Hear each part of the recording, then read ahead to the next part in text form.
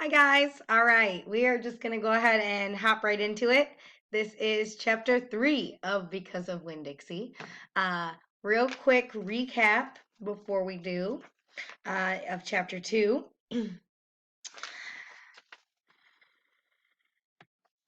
Hey guys, this is chapter 3 of Because of Winn-Dixie. So make sure you've tuned into 1 and 2 first and you've answered those questions. But we are on chapter 3 in this video. I'm going to hop right into a little review about chapter 2. When Dixie was introduced to the preacher, who we learned another character in our book, and it looks like the preacher is Opal's dad. So we also figured out why the preacher calls Opal by her middle name. And we learned a little bit about himself, that he's kind of like a turtle in that way. And I hope the book talks about that more. Kind of asked a question about that in the comprehension questions, but I hope the book will touch a little bit more on that. Some of the words I picked out 2 this time instead of just 1. The first word was actually one of our answers. It was, what did Opal call what she found at the store? She said that she found a less fortunate, this word. I kind of tried to trick you with that question. I put, did she find Winn-Dixie? Did she find a dog? Or did she find a less fortunate? She said, Dad, I found a less fortunate at the grocery store. And this just means someone, when we say less fortunate, that's not as well off. Maybe they're poor, and it can be seen in a lot of different ways. Poor as in not having a lot of friends. They're less fortunate because they don't have many friends. They're less fortunate because they're unlucky. They don't make lots of money. In this case, Winn-Dixie was less fortunate because they described how he looked, that poor shabby dog, and he was probably a stray, so he was less fortunate. He didn't have a home. So if it was just fortunate and not less fortunate, it's obviously going to be the opposite. If I'm fortunate, maybe I do have a lot of money. If I'm fortunate, maybe I do have a lot of love in my life, a lot of friends, a lot of family, depending on what you're thinking of it. So that is a word I thought would be a good one, fortunate or less fortunate. And then the other one, she said when they were coming into their trailer park, she said, this is an adult trailer park, so you're going to have to be an exception like me.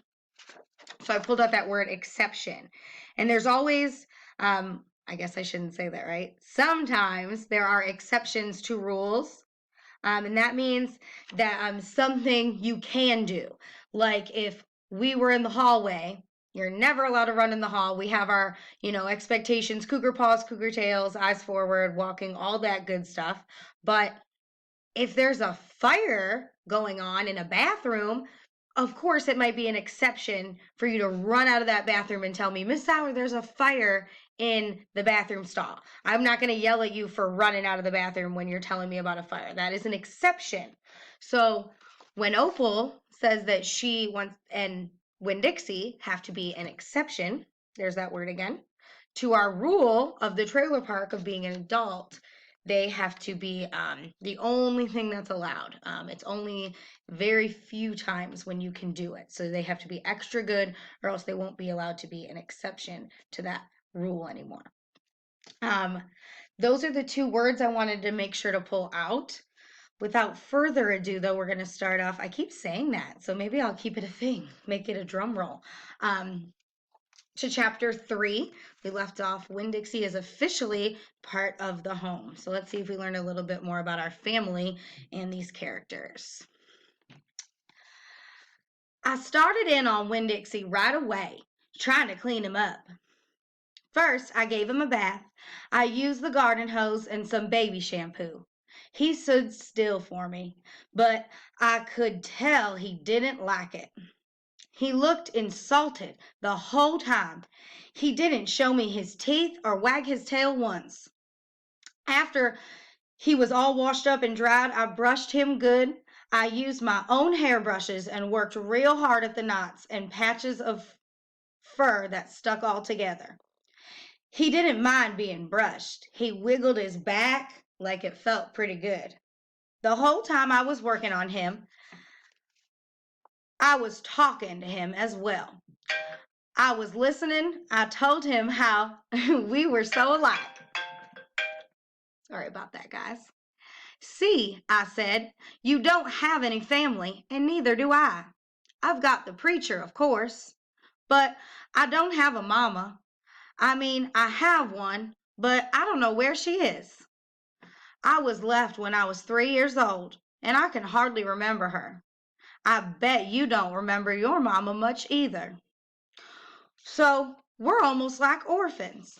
Winn-Dixie looked straight at me when I said that to him, like he was feeling relieved to finally have someone that understood his situation. I nodded my head at him and went on talking. I don't even have friends because I had to leave them all behind when we moved here from Watley. Watley is up north Florida. Have you ever been up north Florida? Winn-Dixie looked down at the ground like he was trying to remember if he had. You know what, I said. Ever since we moved here, I've been thinking about my mama extra, extra hard, more than I ever did when I was in Watley. Winn-Dixie twitched his ears and raised his eyebrows. I think the preacher thinks about Mama all the time, too. He's still in love with her. I know that because I heard the ladies at the church in Watley talking about him. They said he's still hoping she'll come back, but he doesn't tell me that. He won't talk to me about her either. I want you to know more about her, but I'm afraid to ask the preacher. I'm afraid he'll get mad at me. Winn-Dixie looked at me hard, like he was trying to say something. What? I said. He stared at me. You think I should make the preacher tell me about her? Winn-Dixie looked at me so hard he sneezed. I'll think about it, I said. When I was done working on him, Winn-Dixie looked a whole lot better. And he still had some bald spots, but the fur that he had was cleaned up nice. It was all shiny and soft. You could still see his ribs, but I intended to feed him good, and that would take care of that. I couldn't do anything about his crooked yellow teeth because he got into a sneezing fit every time I tried to brush him with my toothbrush. I finally just gave up. But for the most part, he looked a whole lot better. And so I took him into the trailer and showed him to the preacher. Daddy, I said. Said the preacher. He was working on a sermon and kind of muttering to himself. Daddy, I wanted to show you the new Winn-Dixie. The preacher put down the pencil and rubbed his nose and finally looked up. Well, he said, smiling real big at Winn-Dixie. Well now, don't you look handsome? Winn-Dixie smiled back at the preacher. He went over and put his head in the preacher's lap. He smells nice, too, said the preacher. He rubbed Winn-Dixie's head and looked into his eyes.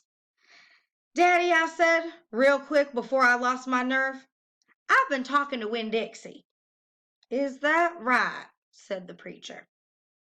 He scratched Winn-Dixie's head.